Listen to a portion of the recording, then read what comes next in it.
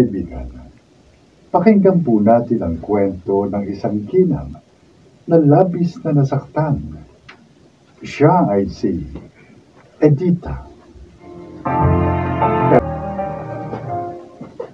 Ayoko maniwala sa mga naririnig ko sa mga tao sa akin paligid na may kirida daw ang asawa ko.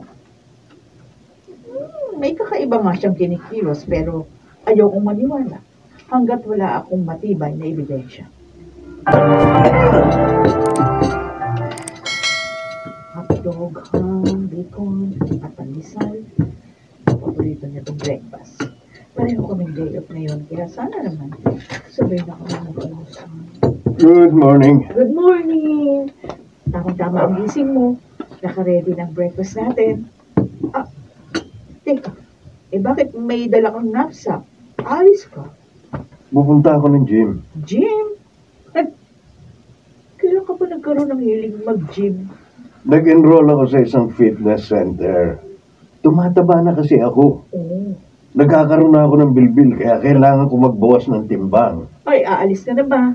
Mag-agahan ka muna. Ay ka, sabay na tayong kumain.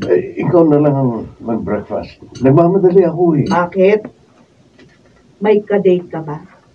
At sa gym kayo magkikita, Gary? Pinaghihinalaan mo ba ako? Joke lang. Ikaw naman, masyado ka seryoso. Joke lang, pero ramdam ko nagseselos ka. Meron ba akong dapat ipagselos? Wala. Wala pala eh.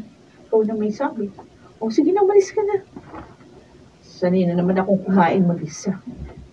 Alam ko nagtatampo ka. Pasensya na. Don't worry, mabawi na lang ako sa ibang araw. Tayo ba?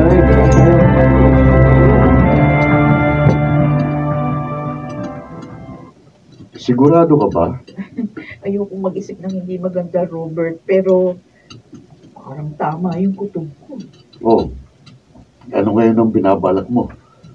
Kukumprontahin mo ba siya? Hindi. Meron akong iniisip na ibang paraan para makumpirma yung hinala ko. Kaya, tulungan mo ako. Anong tulong? Gusto ko magpanggap ka na super ko. Ano? Seryoso ka ba? Oo. Ano bang kalabuhan na pumasok sa isip mo? Kunwari lang naman. Titingnan ko lang yung reaction niya. At doon ko malalaman kung kaya niya akong i-let go. Naku, hindi. Hindi magandang idea yan. Unang-una, hindi ka naman sure kung may babae nga siya. Kaya ngayon yung naisip ko na paraan. Para makasiguro ako. Ay, sige na. Umayag ka na. Naghihinala na si Edita. Bakit kasi ayaw mo pong makipaghiwalay sa kanya? Para masola na kita. Hindi pwede. Alam mo naman may pinoprotektahan akong image sa opisina. Ayokong masira ang pangalan ko. Pero hanggang kailan, Gary? Hanggang kailan tayo magtatago? Ayoko ng ganitong relasyon. Ganun talaga. Ikaw ang kirida, kaya kailangan mo magtiis. Kasalanan mo to. Kung hindi mo ako pinabayaan noon, di hindi ako mahuhulog sa ibang babae. Ay nako, paulit-ulit mo na lang akong sinusumbatan.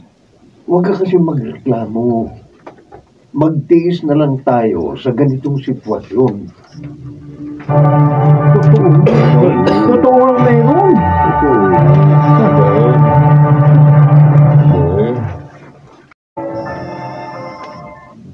Sino ba ang pinag-iinalaan mo? Yun pong ex ni Gary. Alam mo, noon pa lang tutol na ako sa relasyon nyo. Dahil alam ko namang magiging panakit butas ka lang eh. Hindi naman po, Itay. Hindi. Ay, naman pa paano. Naramdaman ko naman na minahal din ako ni Gary. Siyempre, kailangan niya magpakitang tao dahil kasal na kayo. Tapos wala pa kayong alam. Kaya malakas ang loob niyo magloko. Pero hindi pa naman ako sigurado doon. Edita, halos alam na yata ng mga kapitbahay natin. Tapos ikaw walang alam. Ganun o talaga siguro sa panahon ngayon. Usong-uso yung mga marites. Ang sabihin mo, nagbubulag-bulagan ka lang. Ay, Dahil ayaw mong makita ang masaklap na katotohanan.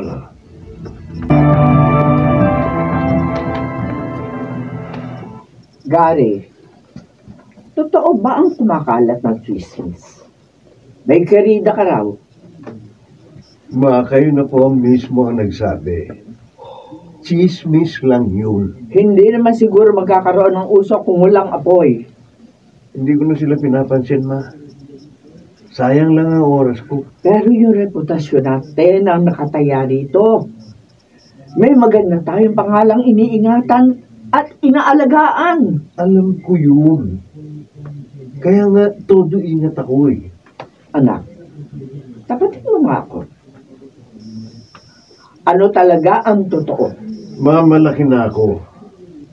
Alam ko ang ginagawa ko. Sa tono ng pananalita mo, rantado ka ha? Alam ko ang ginagawa ko. Sa tono ng pagsasalita mo, mukhang totoo nga na may ginagawa kang milagro. Sabi ko naman sa inyo, malaki na ako. Kaya wag niyo kong alalahanin.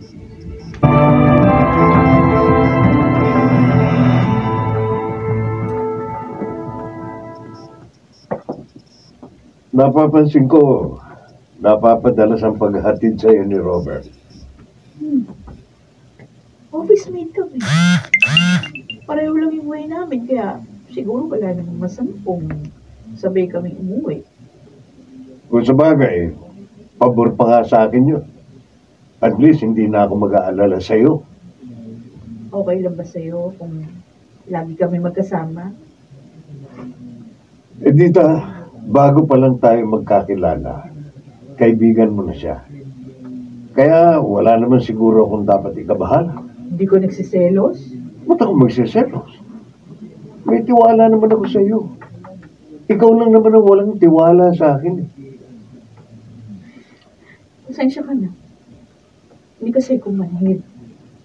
Sige, bahala ka kung anong gusto mong isipin. Wala na akong pakialam.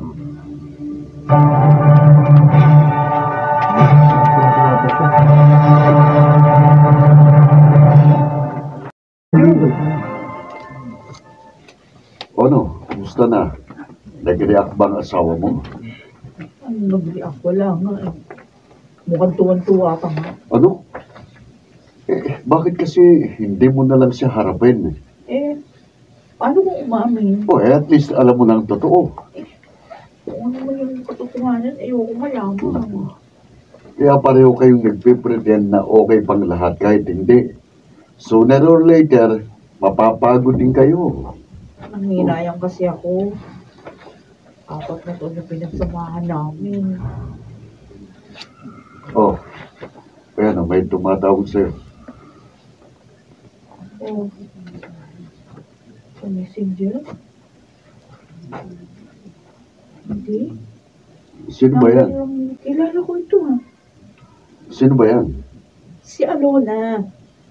Ex ni Gary.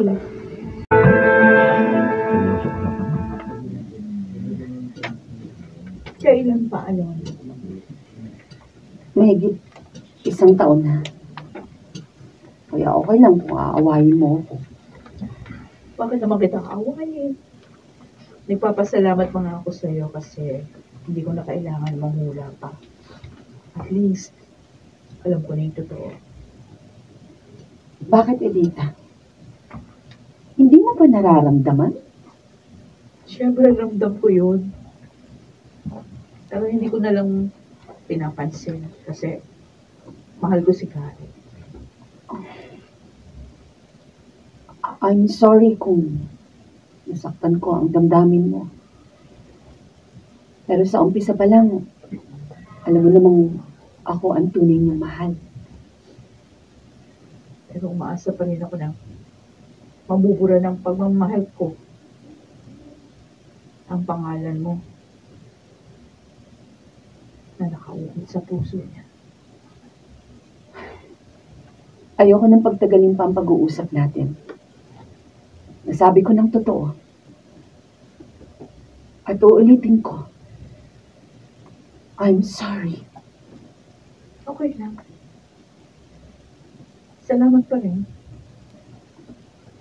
Kasi pinilit mong buksan ang mga mata ko na nagbubulag-bulag. Ayoko na rin ipagsiksikan ng sarili ko sa taong ayaw naman sa akin. Kaya palalayain ko na siya.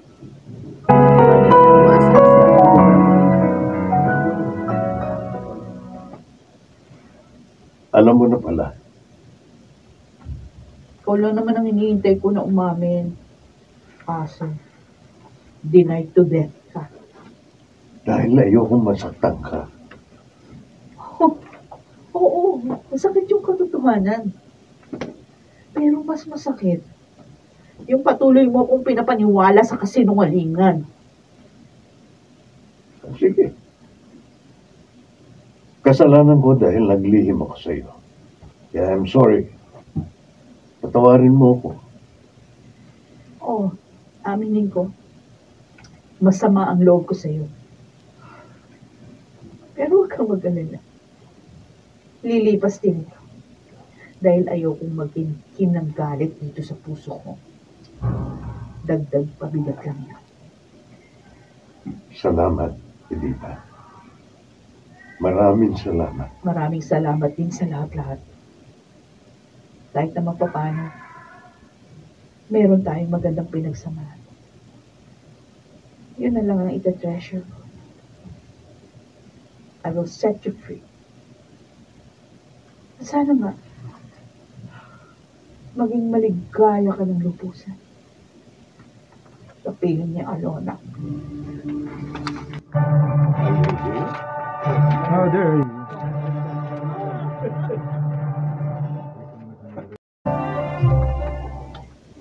Pinalaya ko na si Gary. Pero kasal kami kaya nag-file ako ng annulment. Para sa ganun, pareho na kami maging malaya. Masakit na pakawala ng isang taong minahal ko ng tapat. Pero mas lalo akong masasaktan kung pipilitin kong mabuhay sa isang balat kayo at huwad na mundo. Ako si Edita at ito ang aking buhay. Huwag raw nating ipipilit ang isang bagay na hindi na po pwede dahil tayo rin ang masasaktan sa bandang huli. Baka nagsiganap, Junel Benjamin, Jeneline de la Cruz, Phil Cruz, Susan Robles, June Ligaspi, at Rosana Villegas sa papel na Edita. Naglapat na ang buhok na tunog Jerry Montiel. Ito'y mula sa panulat ni Toti Sandoval. Sa direksyon, June Martin Ligaspi at Maynard Lanticho Jr.